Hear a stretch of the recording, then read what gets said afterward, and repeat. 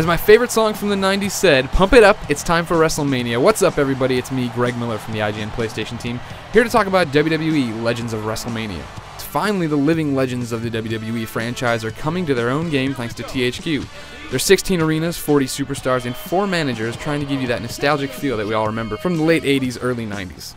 The idea is to put these iconic characters into their own game and give them, their own sense of justice, but it really doesn't come together that way. Oddly, the game's presentation is one of the best things and one of the worst things about it. As far as the good, there's a lot of superstars here, Million Dollar Man, Jake the Snake, Hulk Hogan, and it throws back all these old fonts and presentation that you remember from the old WrestleManias, like the yellow text above a red line. The old arenas look cool. Caesar Palace is outside, so it makes sense, and the managers are in there, which is a nice touch. It's awesome to see Paul Bearer coming to ringside with an urn again, or Mr. Fuji at Yokozuna's side. There's also a ton of rare WrestleMania video in this game. Before every one of the rewrite, relive, or redefine matches, there's a little, summary video explaining the match and the feud, and it's got a whole bunch of exclusive content in there that you can't find anywhere else, and it looks really good. Here it comes! So that's all great, but then the presentation kind of takes a nosedive. Off the bat, I am not a fan of the art style whatsoever. THQ chose to give these guys action figure-like physiques, right? This isn't what they look like. King Kong Bundy was never this ripped. Hulk Hogan never had this much hair. They just look off and they don't look right. And I understand that they wanted to make them these, huge, iconic characters, but these guys were big enough as they were. I don't need to have this weird thing now where I look at it and go, wait, that's not them. We all know that wrestling fans like myself are nitpickers, and in this game where they're showing us all this historic footage, they need to actually come home and bring those details, and THQ did not deliver on that.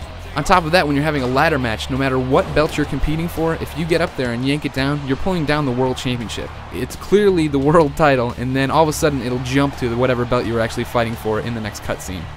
That's not cool. Come on! Up next on my gripe list is the gameplay. Everyone's trying to appeal to that casual market right now, and this game is totally aimed at them. The controls for WrestleMania are just one joystick and all the face buttons. That's right, 4 buttons control everything you can do in this game. It's strike, grapple, block, action. Period. That's it. Sometimes I feel like this actually complicates matters. I'd, all of a sudden start running when I didn't mean to. I'd have trouble climbing to the top turnbuckle, and picking up weapons was, sometimes hit or miss from underneath the ring. Even once the action gets going, it's kind of slow. Punching and grappling actually feels a lot like SmackDown vs. Raw, and it looks like it too. However, when you actually get these grapple moves going, you break down in this chain grapple system, which is basically a quick time event.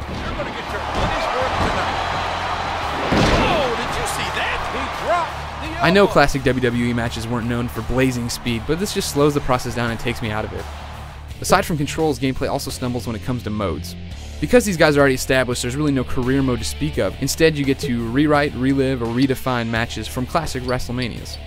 As much as the controls didn't get me, reliving these matches and having to do specific things and make it look like it looked on TV was actually kind of fun. Looking for the money, he's got it! This is a wrestling game, so of course Create a Player is here. Once you create your legend, you can either take him into exhibition matches, which is like, whatever, or you can take him into Legend Killer mode, which is also, meh, whatever. If you have a SmackDown vs. Raw save from 2009, you can actually import the entire roster from that game into Legends, but in the end it's still not enough to save it. When I was done playing Legends, I really couldn't talk about why it needed to exist, you know what I mean? In the end, this is just SmackDown for a casual fan, but I don't even know if there's enough here to keep a casual fan interested. The controls aren't there really aren't that many great modes, and I don't know, there's just nothing really super unique or cool about this game. For my written ramblings, check out IGN.com.